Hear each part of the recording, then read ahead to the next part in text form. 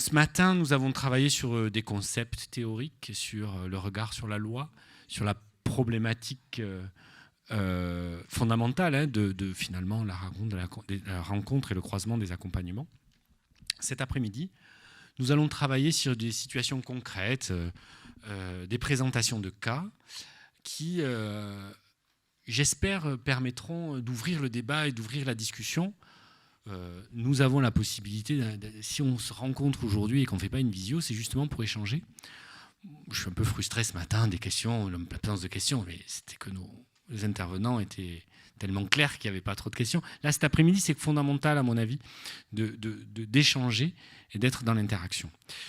Donc, la première situation, c'est le témoignage d'une mère de 3 enfants ayant des troubles psychiques. On a voulu avoir un regard croisé.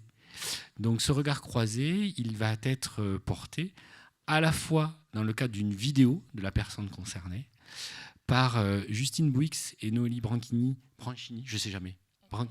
Branchini, pardon.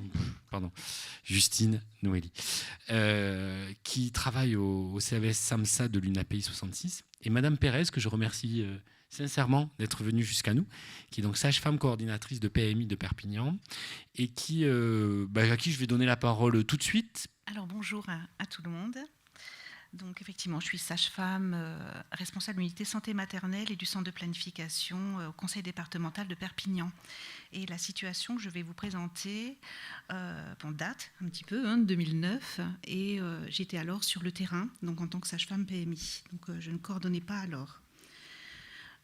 Donc il s'agit de la situation, alors moi j'avais appelé Madame G parce que c'est vrai que le diaporama je l'ai fait il y a quelque temps et j'avais souhaité l'anonymiser, mais là bon, vous allez voir un film où le nom de cette personne va apparaître. Donc c'est voilà, elle a donné, oui bien sûr, elle a donné son accord. Donc voilà, ne soyez pas surpris, j'ai noté Madame G. Donc en fait cette madame donc est née en 1965. Donc au printemps 2009, elle attend son 3e enfant, donc d'un nouveau compagnon.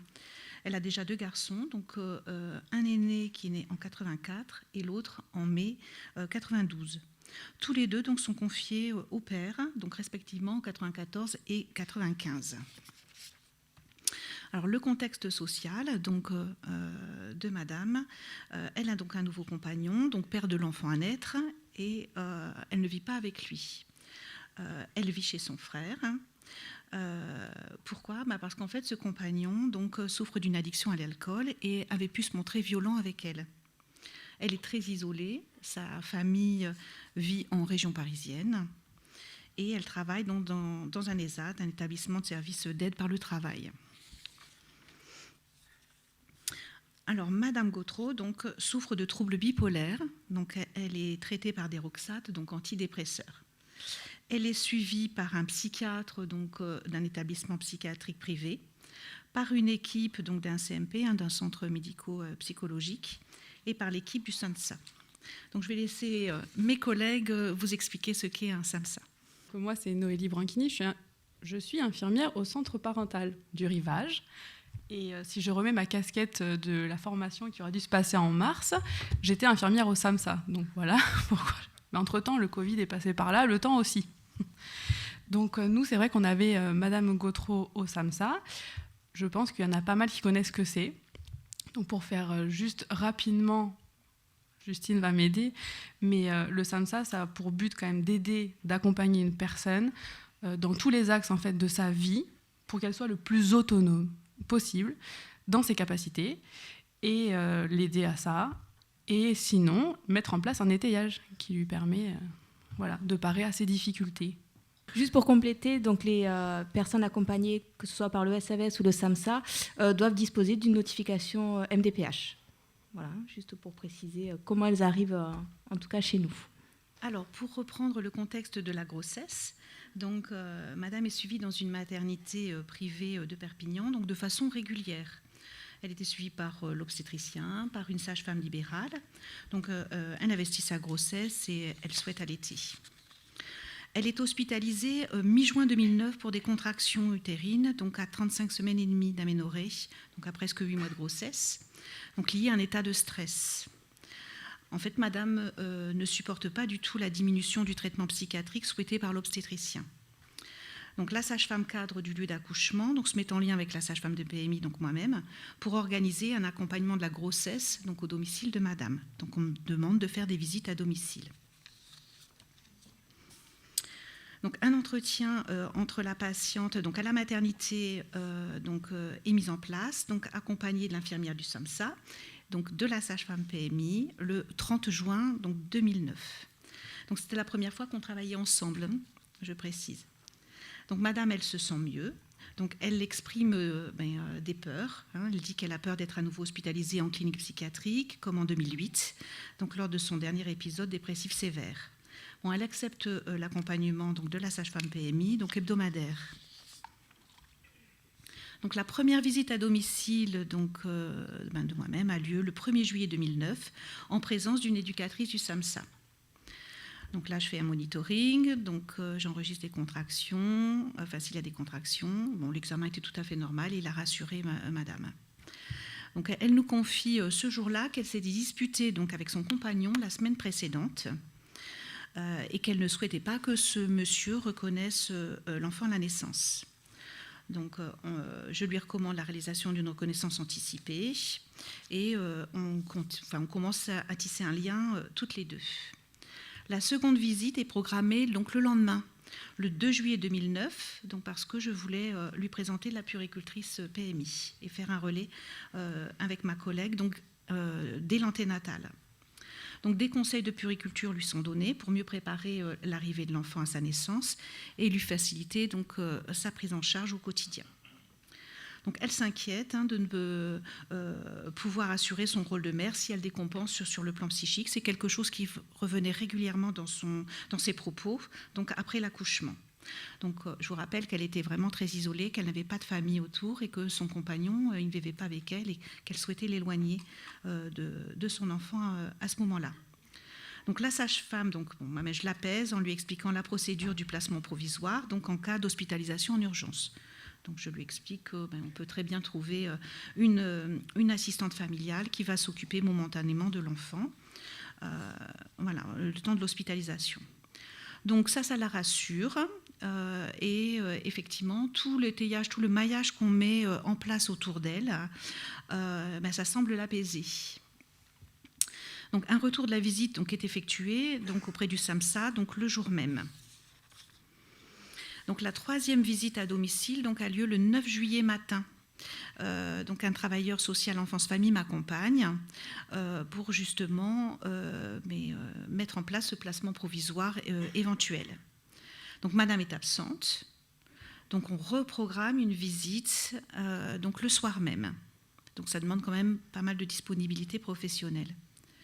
Madame accepte de signer un contrat, donc en vue d'un placement provisoire de l'enfant si sa situation le nécessite. Parce qu'elle aurait pu très bien avoir peur que l'on place son enfant définitivement à la suite de ce placement provisoire. Elle nous fait confiance. Bon, elle dit encore une fois qu'elle est rassurée. On poursuit donc ce suivi régulier jusqu'à la fin de grossesse. Donc, madame accouche le 3 août 2009, donc une petite fille, Océane, qui naît en bon état de santé. Donc, elle pesait 3,250 kg. Donc, madame l'allaite comme elle le souhaitait. Et de bons liens donc, se créent entre la mère et l'enfant. Le séjour à la maternité se passe très bien. Une anticipation de la reprise rapide d'un traitement adapté donc, a facilité l'absence de décompensation psychiatrique. La puéricultrice se déplace à la maternité, ça on y tenait, donc 2 fois. Donc c'est pareil, un lien qui se tisse entre elles deux. Et donc elle engage un suivi donc, de l'enfant au domicile dès sa sortie. Le travailleur social, donc enfance-famille, réalisera également une visite au domicile après la naissance d'Océane. Alors la suite, Océane connaîtra plusieurs placements séquentiels, donc à la pouponnière de Perpignan, lors d'hospitalisation programmée ou en urgence de madame. Une information préoccupante concernant des gestes inadaptés de la part du compagnon qui voulait absolument avoir accès à l'enfant et à madame. Donc, sera établie donc, lorsqu'Océane a eu 4 à 5 ans. Et cela aboutit à un placement de celle-ci en famille d'accueil parce qu'alors, Madame Gautreau ne parvenait pas donc, à mettre en avant les besoins de son enfant par rapport aux siens. Donc c'était vraiment trop compliqué pour elle à ce moment-là. Donc à partir de ce moment, des visites médiatisées ont été mises en place, donc en présence de Madame, avec une reprise progressive donc, d'un hébergement à son domicile. Donc depuis juin 2017, Océane ne vit plus que chez sa mère. Donc à ce jour, Océane elle n'a plus besoin d'un suivi spécifique, et la mère et l'enfant vont bien. Donc, au vu de la stabilité psychique de Madame, de la connaissance de sa maladie, donc, la fin d'un accompagnement par le SAMSA donc, a eu lieu en avril 2018. Et je me suis renseignée auprès de mes collègues qui la suivent, notamment une assistante sociale pour tout ce qui est petits problèmes administratifs. Tout va toujours très bien à ce jour. On va pouvoir répondre peut-être à vos questions, parce qu'il y a beaucoup d'informations. Mais la vidéo, du coup, c'est Madame Gautreau directement qui parle et qui revient un peu plus sur tous ces épisodes. On va peut-être la passer et puis après, on échangera. Je m'appelle Emmanuel, j'ai 53 ans. Je fais partie de la SAMSA depuis 5-6 ans. J'ai eu des problèmes dans ma vie, personnellement. J'ai eu des gros soucis de santé et c'est pour ça que je suis reconnu handicapé à 80%. J'ai 3 enfants, dont un qui a 33 ans, qui s'appelle Romain, un qui a 25 ans, qui s'appelle Christopher, et une petite fille de 8 ans, qui s'appelle Océane. J'adore les enfants, déjà d'une, donc c'est pour ça que je voulais en avoir 3. 2 garçons et une fille, je voulais avoir. Et je suis très satisfaite de les avoir, ils m'apportent beaucoup de réconfort. Ils sont trop sympathiques, et voilà, je suis fière d'eux. Un désir de couple, surtout la dernière. La dernière, ça n'a pas été très positif. Ils n'aimaient pas trop que je sois avec le papa d'Océane. Donc ça s'est un peu mal passé, ils ont mal compris la chose. Je n'ai pas été écouté du tout. Ils voulaient en faire qu'à leur tête, ils voulaient que je me fasse avorter. Et moi, je n'étais pas d'accord, donc j'ai dit que je continuais à garder la petite. Mais pour les 2 autres, ça s'est super bien passé, il n'y a pas eu de problème et ils étaient très contents. J'étais accompagnée par la famille puisque c'était sur Paris les 2. Et la 3e par Maryse. Par Maryse, l'infirmière de la SAMSA, qui m'a accompagnée à faire les démarches à la clinique Notre-Dame de l'Espérance, qui m'a surveillée pendant toute ma grossesse, qui a vu mon gynécologue, qui a pris soin de moi, quoi. Pendant toute la grossesse, j'étais très soutenue et j'en suis reconnaissante. Et Océane, elle avait 4 ans et j'ai été voir un ami dans sa voiture pour écouter un CD et ce qui s'est passé, c'est que il y a eu une affaire comme quoi ils ont dit que la petite avait eu des abus sexuels et tout sur elle. Ça s'est pas passé comme ça, en fait, il n'y avait rien du tout. La petite était petite, elle a dit qu'il y avait un monsieur que j'avais dit de jouer au papa et à la maman, qui avait fermé les volets. Et plus tard, on s'est aperçu que ça n'avait rien à voir avec ça, que c'était une erreur. Et elle a été placée pendant 4 ans, sans moi, en famille d'accueil. C'était compliqué. On va pas très bien. Je voyais beaucoup de monde autour de moi pour pas trop penser. J'avais beaucoup d'amis autour de moi. J'avais la Maison Bleue. J'avais la SAMSA. Et heureusement que tout le monde était là pour moi, parce que sinon je crois que ça aurait pu être un danger, quoi, pour ma vie future. J'ai pas fait trop de dépression, ça a été quand même. J'ai tenu le choc et voilà. On avait une bonne entente, on s'entendait bien. On s'est revus aussi dernièrement. On a bu un café ensemble et tout, on a discuté. Et elle est contente que j'ai récupéré Océane aussi, elle est fière. Et quand j'étais un peu triste, elle me remontait le moral. On parlait le soir quand j'appelais Océane.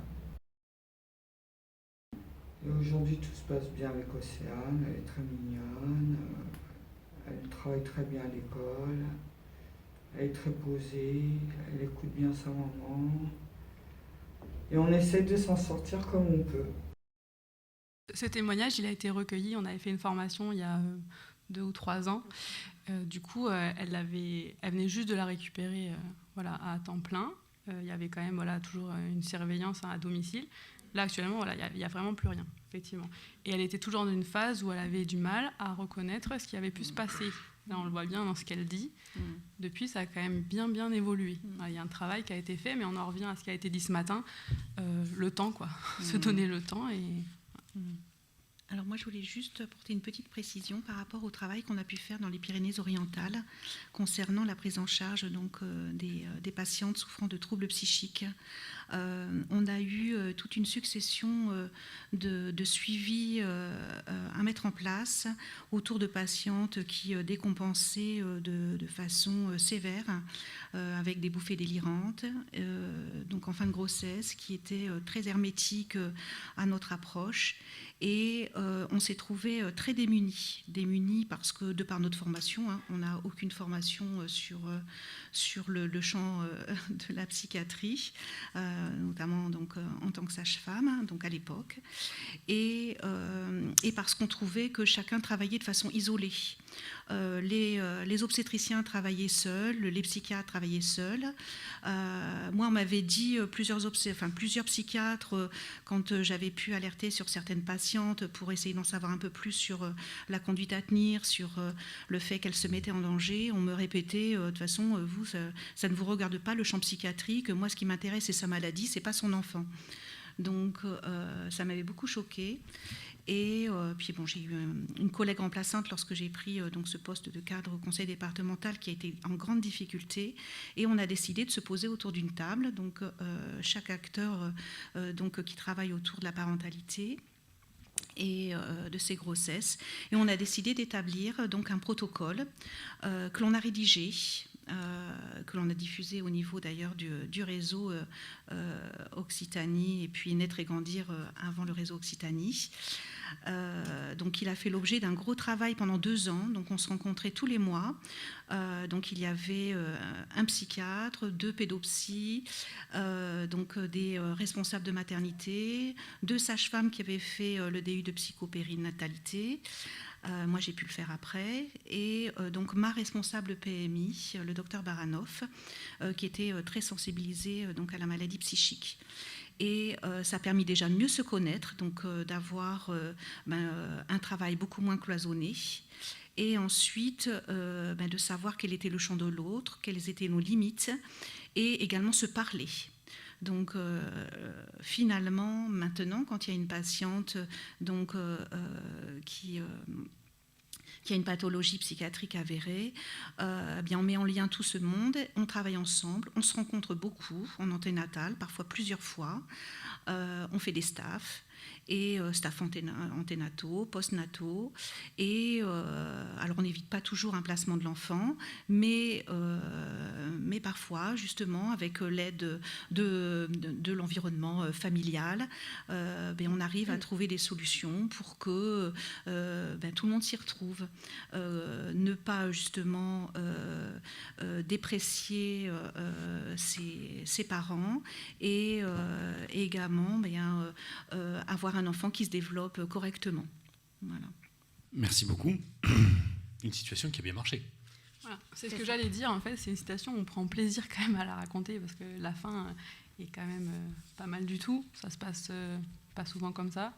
Après, à savoir aussi que quand même, c'est une situation qui a duré sur très très longtemps, et ça a été très dur aussi à des moments, surtout quand c'est le SAMSA qui a fait le signalement, donc il a fallu après travailler avec Madame Gautreau, continuer à travailler avec elle, la prévenir.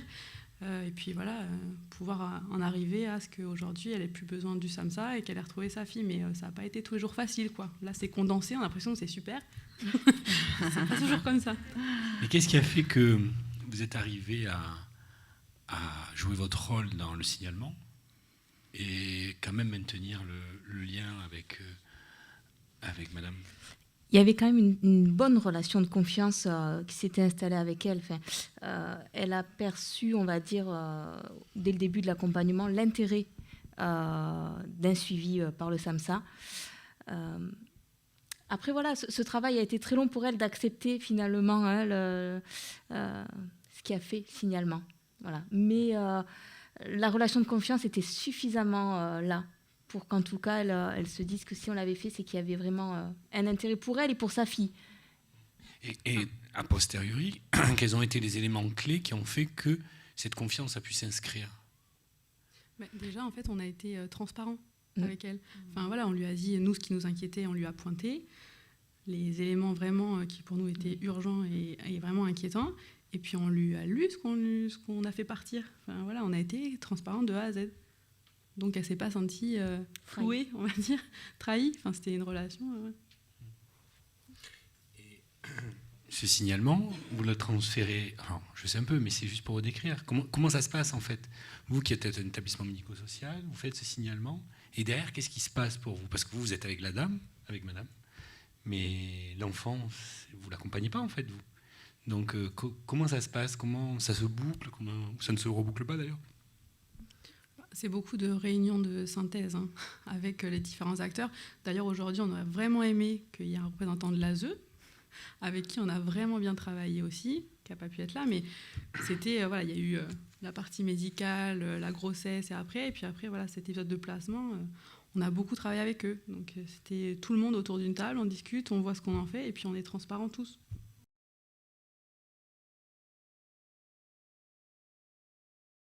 Aujourd'hui, on va être à la fois sur des propositions d'activités en individuel avec le parent, lui permettant d'asseoir sa fonction de parent. On voit qu'avec certaines personnes qui arrivent avec des enfants déjà grands, le travail n'est pas le même que quand on travaille toute la grossesse et toute l'arrivée de l'enfant. Avec des enfants déjà grands, on voit que certains parents n'ont pas du tout confiance en fait, en eux. Donc à ce moment-là, c'est soit un travail avec eux qui peut être suffisant pour certains finalement. On travaille en amont, on prépare des petites choses qui sont, on va dire, très synthétiques, très simples, sous forme de planning, sous forme de choses qu'ils peuvent s'approprier. Et si ce n'est pas suffisant, il y a un gros travail aussi de partenariat avec la mise en place de TISF. Voilà, donc c'est vrai que ça, c'est un soutien, on va dire, beaucoup plus régulier, puisqu'il est vrai que sur un SAVS ou un SAMSA, les interventions sont à un rythme d'une fois par semaine. Ça ne permet pas d'avoir une fréquence qui permet de rassurer le parent dans le quotidien. Donc c'est vrai qu'il peut y avoir aussi la mise en place de TISF. Et elles font quoi ces TISF? Parce que souvent, elles ont une action, mais aussi elles sont proches des familles, elles ont une possibilité de repérer, d'évaluer à leur niveau. Oui. Comment ça se passe, ça? Qu'est-ce qu'elles font déjà? Et quel rôle elles peuvent jouer dans la complétude de votre accompagnement? Alors, qu'est-ce qu'elles font? Elles peuvent vraiment intervenir sur l'ensemble des actes d'une vie de parent. Donc, on peut être un accompagnement sur le coucher de l'enfant, sur une préparation au repas, sur une proposition de sortie à l'extérieur qui peut être un petit peu angoissante sur un parent seul qui doit gérer son enfant. Donc, elles interviennent, on va dire, sur tout ce qui fait une vie de parent. Là-dessus, on n'a pas de difficulté à ce sujet-là. Et il y a vraiment pour notre part, actuellement, il y a vraiment une très très bonne relation avec le service de TISF qui régulièrement est en contact avec nous, alors qu'on peut interpeller, qui nous interpelle. Il y a des rencontres régulières aussi avec le service TISF qui permet de travailler avec le parent aussi son projet. C'est-à-dire qu'on va avoir le compte-rendu de la TISF et puis pouvoir nous travailler dans un autre temps. Voilà, les interventions TISF pour le mois prochain, vous voulez qu'elles s'orientent sur quoi? Puisque le parent, progressivement, peut prendre confiance, peut aussi être confiant sur un axe. Le coucher, c'est terminé, j'ai plus besoin de soutien, j'ai plus besoin d'aide. parfois difficiles à dire directement. C'est-à-dire qu'on voit que certains parents ont mis du temps et n'ont pas réussi à le dire directement à la TISF. Donc c'est vrai que la relation qu'on peut avoir instaurée avec eux permet aussi derrière de reprendre ça et de créer ces rencontres pour aider le parent en tout cas à verbaliser directement à la TISF quels sont ses besoins, quelles sont ses envies pour les rencontres à venir. Il y a une partie qui est prise en charge, donc c'est une demande auprès du CD. Il y a une partie prise en charge et il y a une petite partie à charge de la personne. Oui, de toute façon, en fait, pour la mise en place de TISF, on passe par une rencontre avec l'assistante sociale, conseil départemental, et les dossiers se montent après. Oui. Donc là, on est dans l'articulation entre votre boulot de SAMSA, d'accompagnement de la personne dans sa problématique de santé mentale, et les services du département du côté de l'aide sociale à l'enfance. C'est cette synergie-là que vous venez d'écrire de manière très pratico-pratique autour de la TISF, par exemple. C'est ça, oui. Oui, il y a un gros travail de lien. Donc c'est tout l'intérêt aussi d'avoir des partenaires bien repérés. Enfin, c'est vrai que la mise en place de ce groupe de travail a permis aussi de se rencontrer physiquement, par exemple avec Madame Pérez.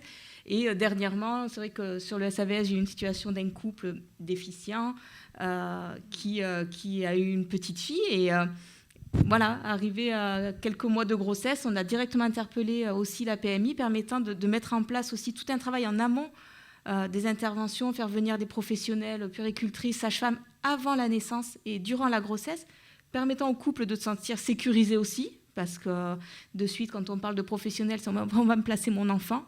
Donc non, justement, aujourd'hui, on va travailler pour que tout ça se mette en place et qu'à l'arrivée de l'enfant, il y ait l'étayage suffisant.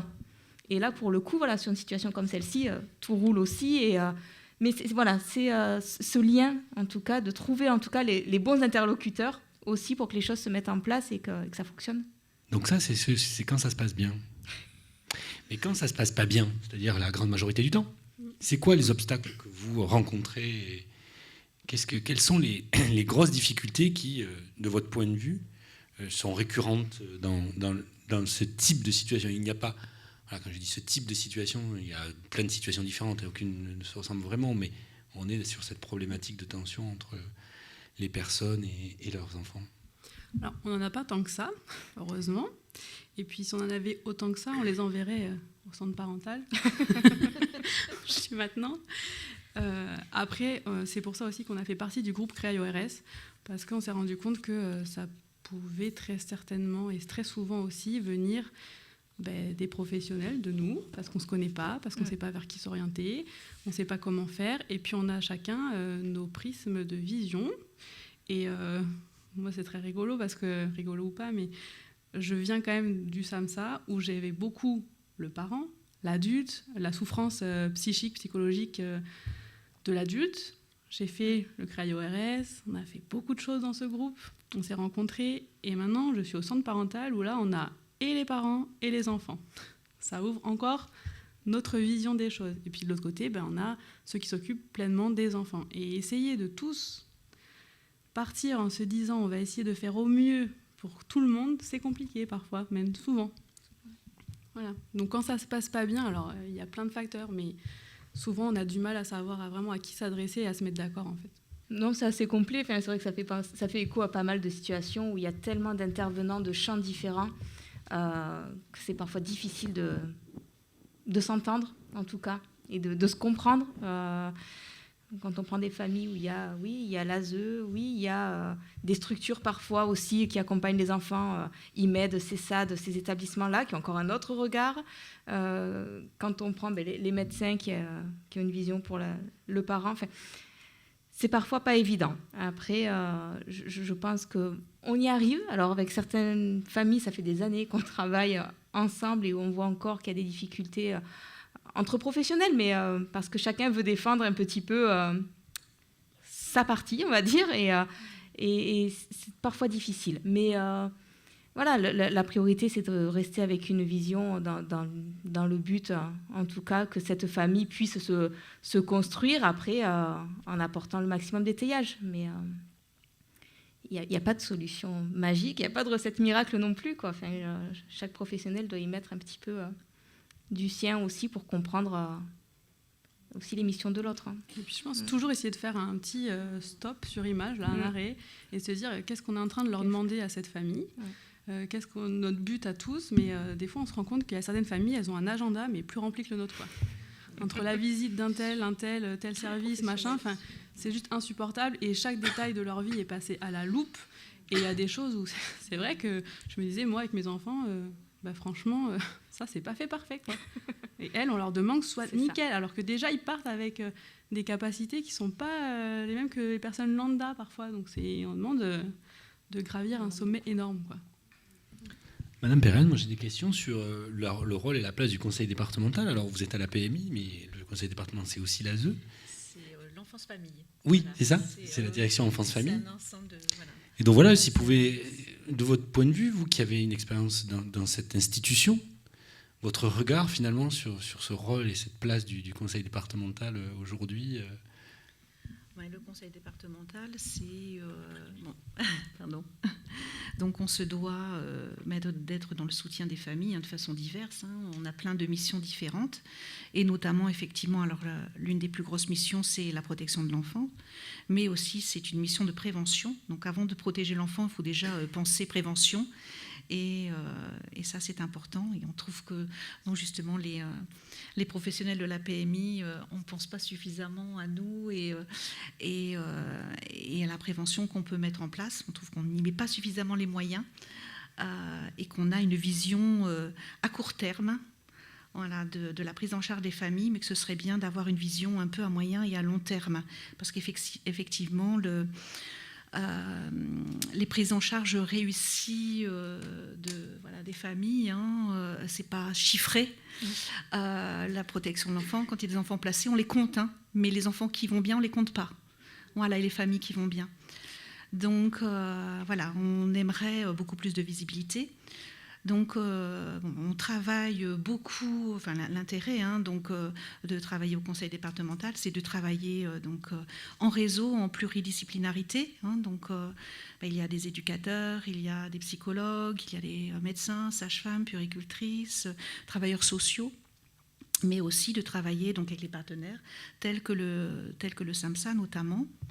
Et je vous expliquais tout à l'heure, donc tout le champ médical, le champ psychiatrique, oui, les TISF, nous, on ne les a pas professionnalisées chez nous, mais en tout cas, elles sont des professionnels très, très importantes auprès des familles.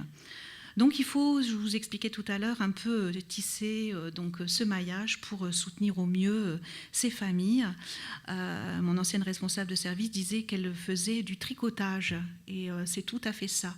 On tricote auprès des familles, et chaque famille est différente parce qu'elles ont une histoire différente, elles évoluent de façon différente, et c'est à nous de nous adapter aussi à ces familles. C'est pas aux familles à s'adapter à nous. Mais on ne peut pas le faire tout seul. Donc on le fait avec des partenaires. Voilà, et ça c'est très très précieux. Et de croiser les regards, parce qu'on n'est pas dans la toute-puissance de décision de placer un enfant. Ça on le dit bien aux familles, c'est pas nous qui décidons de placer. D'abord c'est le procureur quand c'est des petits ou les juges des enfants. Mais c'est toujours un regard croisé.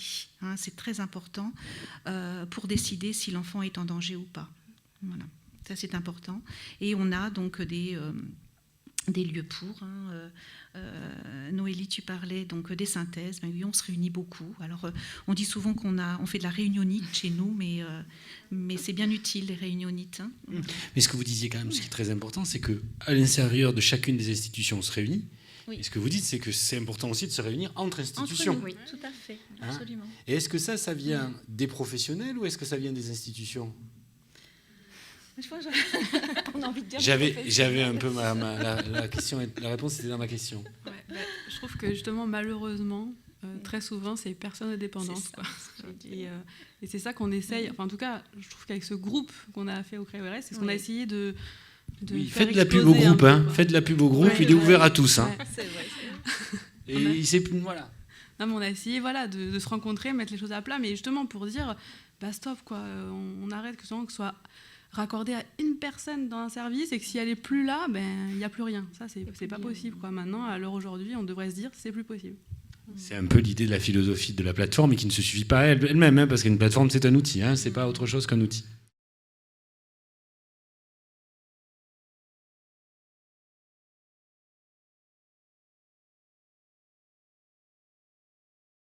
C'est surtout des rencontres, dans un premier temps, purement entre professionnels. Alors c'est vrai que ça aussi, c'est une étape à expliquer souvent aux personnes accompagnées. Hein. C'est que dans un premier temps, ça va être une réunion, plus pour faire un état des lieux de la situation, et quelles seraient en tout cas les inquiétudes à l'heure actuelle concernant l'enfant ou à naître ou l'enfant qui est présent dans cette famille.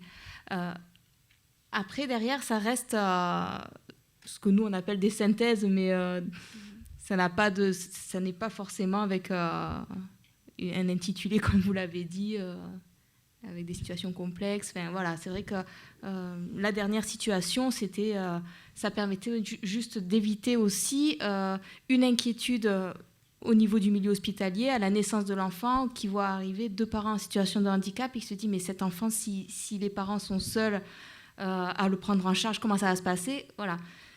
C'est de juste préparer cet étayage-là sur des rencontres entre professionnels bien souvent. C'est vrai que après, ça se fait plus à domicile quand on est, mais on réduit le nombre de professionnels à domicile bien souvent. On n'arrive pas tous. Il n'y a pas la sage-femme, la puéricultrice, l'éducateur, l'assistante sociale. Voilà, on essaye dans ce cas-là, les interventions à domicile se font à 2 professionnels, permettant là de reprendre un petit peu avec le couple, avec le parent, les propositions faites, en tout cas dans la prise en charge. Oui, ma question, c'était de savoir qui c'est qui les convoque, ces réunions? Alors, elles s'auto-convoquent? Alors, voilà. Elles sont là pour le coup à l'initiative du service qui accompagne bien souvent la personne ou le couple. Donc là, les dernières fois, ça a été le SAVS ou le SAMSA, parce que derrière, il y a une connaissance en fait de la grossesse, parce que sinon cette grossesse-là n'arrive pas par hasard, comme ça, à la PMI. Voilà, donc forcément, ça vient en tout cas du service qui accompagne bien souvent. Pour ce cas-là, après, je pense que vous avez d'autres façons, en tout cas. Tout à fait, on les organise toujours parce qu'on veut essayer de recueillir un maximum d'éléments pour avoir le regard le plus juste. Donc concernant cette famille, et également adopter la meilleure feuille de route possible pour l'accompagner. Voilà, donc c'est vrai qu'on n'est pas, enfin chacun est dans ce petit coin, donc il faut bien se réunir pour essayer de se coordonner. C'est beaucoup de coordination.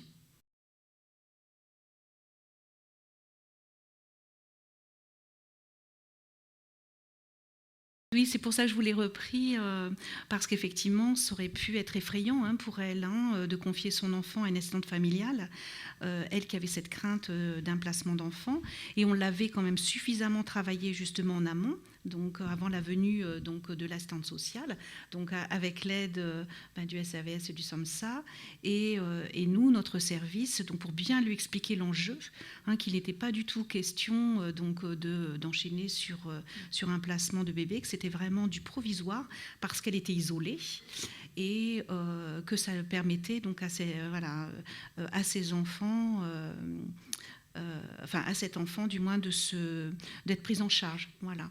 Et ça, elle a accepté complètement, voilà. J'ai eu un autre exemple de patiente qui souffrait de troubles psychiatriques. Alors elle vivait chez sa mère et il y avait beaucoup de conflits, chez ses parents, et il y avait beaucoup de conflits entre les parents, et on sentait bien que les parents, ils n'étaient pas en capacité de prendre en charge ce bébé si il y avait une décompensation, et ça a été le cas. Elle a décompensé. Et on avait travaillé en amont, justement, elle avait dit « je ne veux pas que mes parents prennent en charge mon enfant ». Donc on avait entendu sa demande, et cet enfant, il a été en accueil provisoire pendant 2 mois. Donc cette mère, elle faisait des allers-retours entre l'hospitalisation psychiatrique et puis voir son enfant. On l'amenait également à l'hôpital pour préserver absolument le lien. Mais tout ça, ça a pu se mettre en place avec son accord et elle a pu ensuite s'installer avec son enfant, avec un étayage autour, mais elle a pu prendre en charge normalement cet enfant, ce qui n'aurait pas été possible s'il n'y avait pas eu cet accueil provisoire. Après, il faut qu'elle fasse confiance en l'assistante familiale, donc on l'a fait rencontrer l'assistante familiale également pour qu'un lien se tisse entre elles, que l'assistante familiale comprenne bien les habitudes de l'enfance, que la mère attendait également d'elle. Donc tout ça, c'est un travail en amont qui est important à faire. Et là, je ne sais plus si on avait eu l'occasion de le faire ou pas, je ne sais plus trop, mais en tout cas, sur cette situation-là, on avait pu le mettre en place. Voilà.